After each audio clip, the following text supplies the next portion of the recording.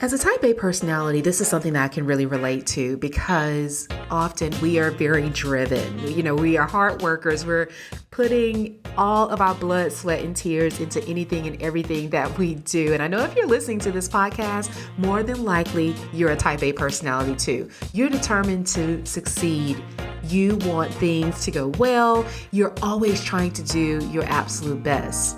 But here's the thing. Typically, when we are approaching these tasks with such high levels of expectation, we bring on a lot of stress. And this stress, let me tell you, is not healthy.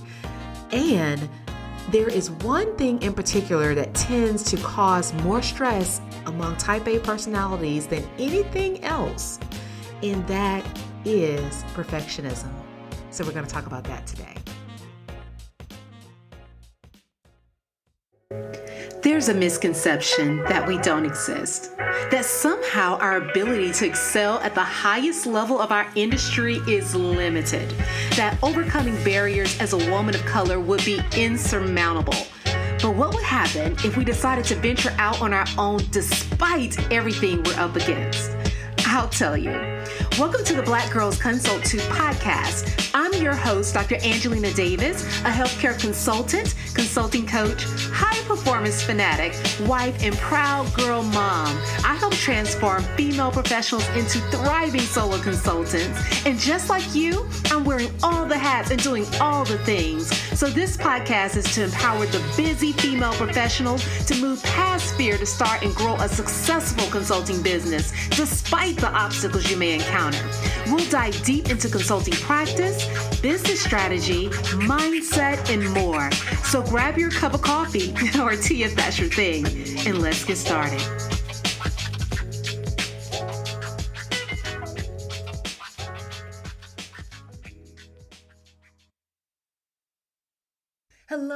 Hello. Welcome to the Black Girls Consult 2 podcast. I'm your host, Dr. Angelina Davis, and it is Mental Health Awareness Month.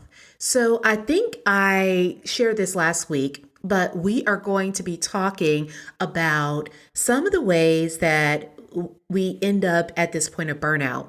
And we're talking about it because we want to prevent ever going there. And definitely, if you have experienced this before, we don't want you to ever return down that path. So these episodes will focus on some of the key ways that we find ourselves slowly drifting into this burnout realm and how we can begin to alleviate that and shift ourselves back to this sense of harmony and balance that we are all desiring to achieve. So this episode is going to talk about perfectionism. And one of the reasons why we're talking about perfectionism is because in consulting in particular, I know you, I know me, we are often type A personalities. We're driven, we are headstrong about achieving goals, we're ambitious, we're go-getters. We are not the people sitting around just kind of twiddling our thumbs. That's not what we're doing. And what often comes with that is the expectation for us to perform at our highest ability at all times. We are seeking perfection. Even if we don't want to admit it, that's what's running through our minds, just because it's what we feel like we need to present to the world. It's the level of work that we want to put out there. We expect to deliver the best, and we hold ourselves to such high standards. And that's not a bad thing. But what becomes problematic is when we hold ourselves to these standards and it causes us to put unnecessary pressure and additional stress on ourselves and inject that into our lives. So that's what we want to avoid. Now, if we were to be honest with ourselves, I'm sure you could probably think about a number of times, probably very, very recently, where perfectionism has crept in. Have you ever spent hours perfecting a PowerPoint presentation? This is what you are working on for days and weeks upon end because it needs to look just right. Or if it's not a PowerPoint presentation, maybe it's a proposal. And only you are going to know how much time went into that, but you're spending hours and days on fonts and colors than actual content. Because in your mind in that moment, the PowerPoint, that presentation needs to be perfect. Or maybe you found yourself staring at a blank page of paper, trying to come up with the perfect opening line for your next email. Now, you haven't written the email, you haven't written any of the content, but the opening line needs to be perfect. And because you're so consumed with trying to create this perfect opening line to that email, or maybe even if it's a blog post, you cannot get the work done in the set allotted time that you've given yourself because you're fixated on making that opening line so perfect. We've all been there. I have been there. I know, I understand. This is something that I constantly battle with. I always call myself a recovering perfectionist because I don't think that we ever get to the point where we're totally over it. Maybe we do, but I haven't experienced that yet. But I can share some of what I've learned along this journey. And the thing is, we are often trying to create this perfect statue out of just a pile of stone. We're constantly trying to mold and chip away at the same little spot until we get it perfect and correct. And the thing is that little spot that we're so hyper focused on is something that bystanders, the people that are going to look at that statue once it's completed, would not even know that it existed. That's actually what perfectionism feels like. It's like we're trying to create a masterpiece, but we get stuck on often the first step and we lose sight of the big picture.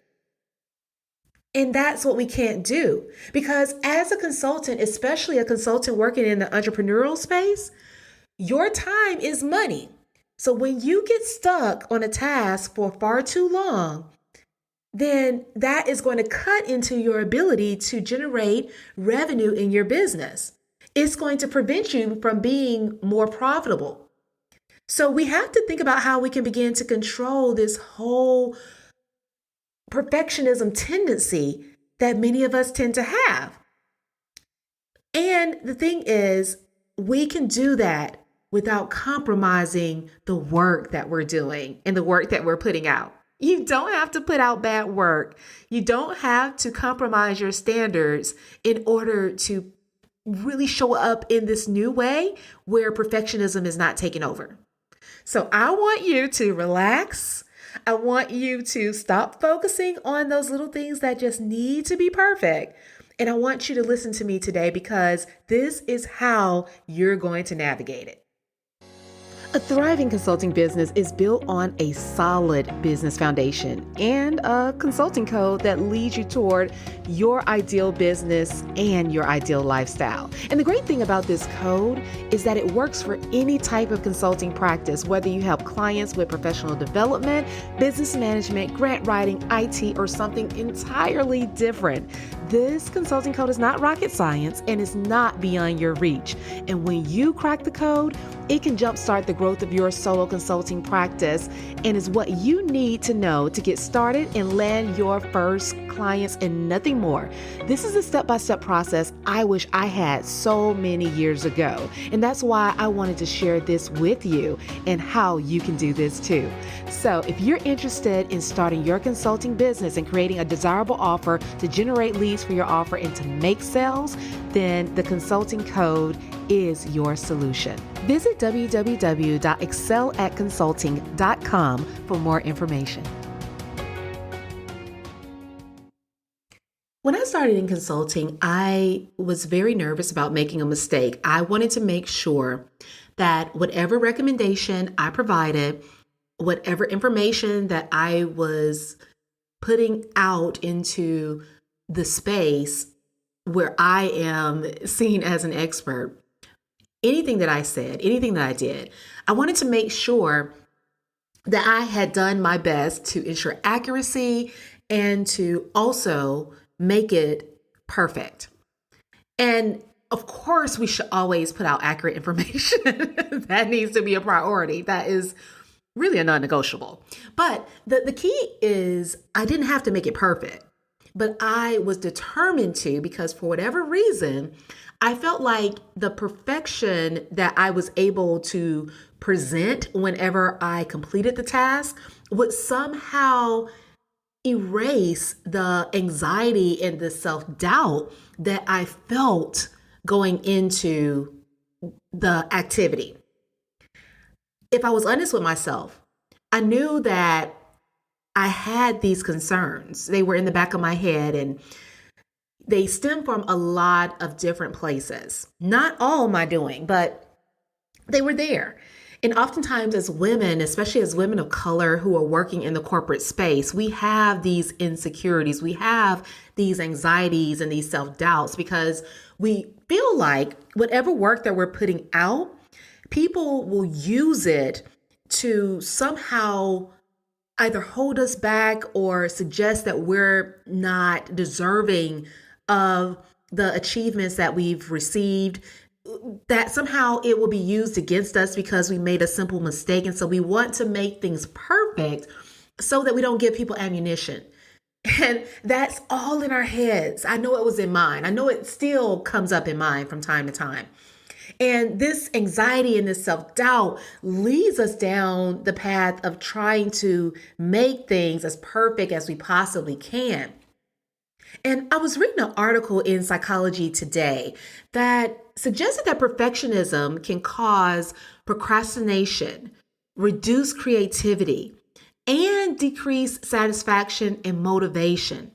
The thing is that perfectionism in itself can impact our performance, not the work that we've done to complete the task, not the time that we're spending in order to do the work, but the fact that we're trying to achieve this level of perfectionism that in and of itself can negatively impact our performance.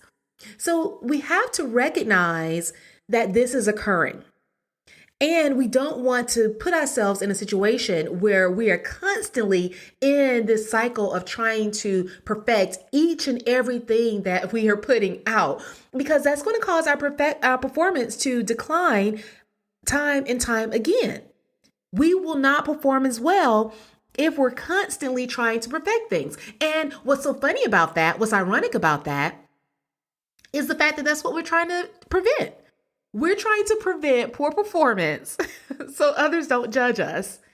And we're doing something, the perfectionism, that's causing our performance to lack.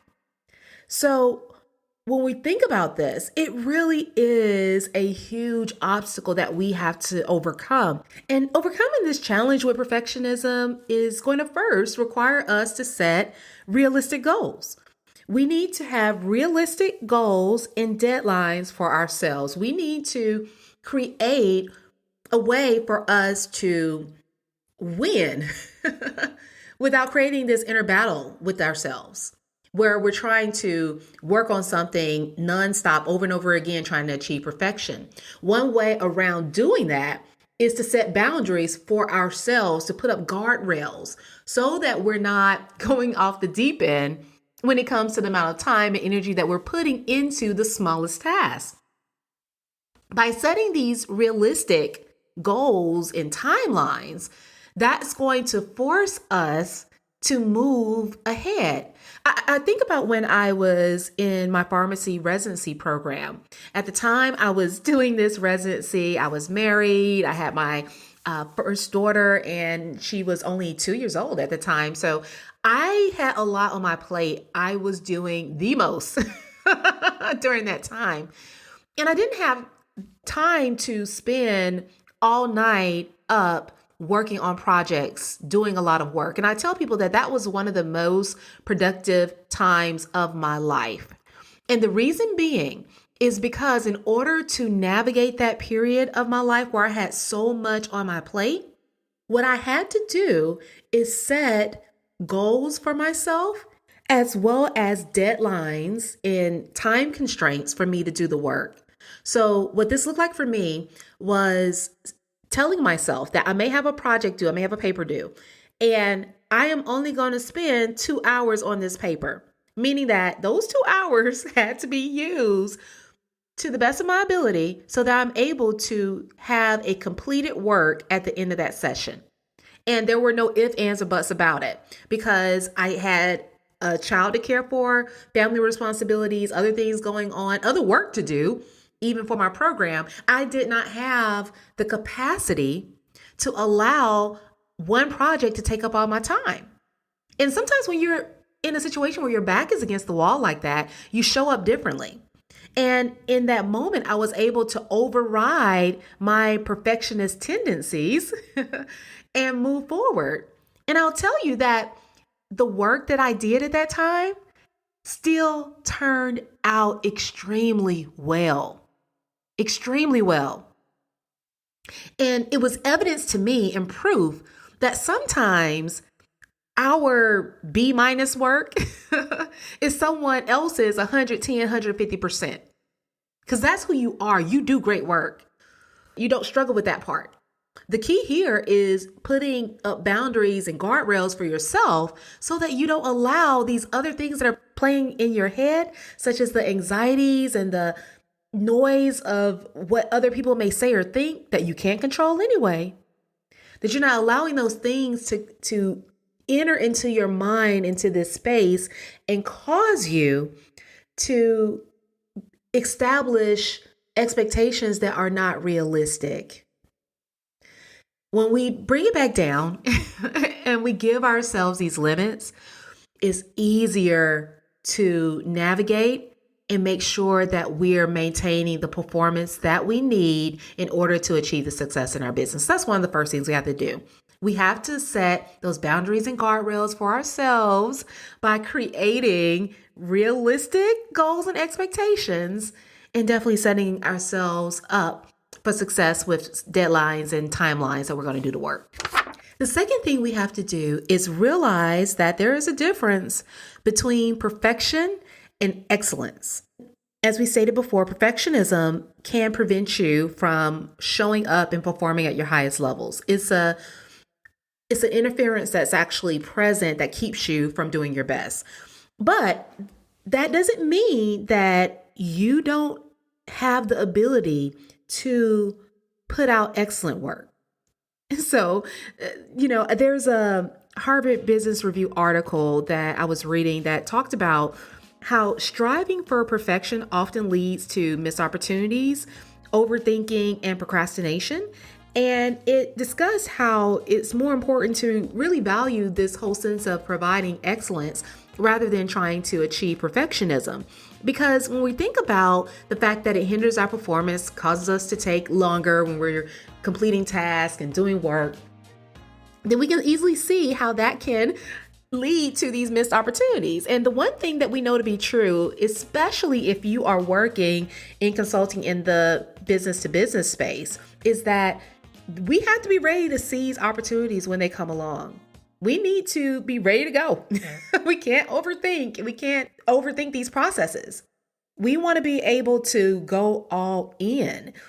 And that's going to require us to be able to show up with excellence so that we can be highly regarded for the work that we're able to do and put out. But then at the same time, not be weighed down and anchored by the search for everything to be perfect. The thing is that excellence and trying to achieve excellence is a healthy process. It's something that will help us to become better, to build a better business, to be more successful, to achieve more accomplishments. Excellence is us being able to do the work of striving for greatness in a healthy way. Whereas perfectionism is not, because perfectionism is impossible. So with excellence, you're shooting for a standard that is realistic. Going back to that setting realistic goals, you're shooting for a realistic outcome. But when it comes to perfectionism, you're not. So the whole fact that you're trying to shoot for something that doesn't exist can make it unhealthy. It's not the healthy approach to take.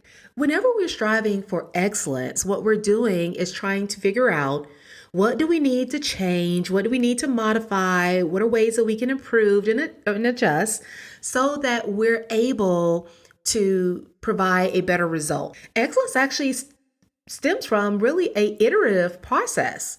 It's something that we are accepting to be part of our way of approaching work that we do. It's how we're showing up to get to the end result. What are those things that we're doing in order to make sure that the services that we provide are better than the rest? That's the sense of achieving excellence. Excellence is a good thing. Excellence comes from an achievable goal. It is something that we can be truly proud of at the end of the day because we focused on improving the process so that we can have an outcome that others are not able to easily achieve. That's excellence. That's very, very different than perfectionism. So when we shoot for excellence, we're shooting for something that is more realistic, something that's healthier, and something that also reduces our levels of stress because we're not expecting everything to be perfect. We know that we're going to run into challenges. We know that there are going to be things that go wrong. We may do the F word, fail, fail. We may fail, and we're going to learn from that. We're going to learn from those experiences and we're going to improve them and we're going to make them better so that when a client comes our way, they know they're going to get an excellent product, an excellent service. And we can be confident in that. And we can show up proud about that.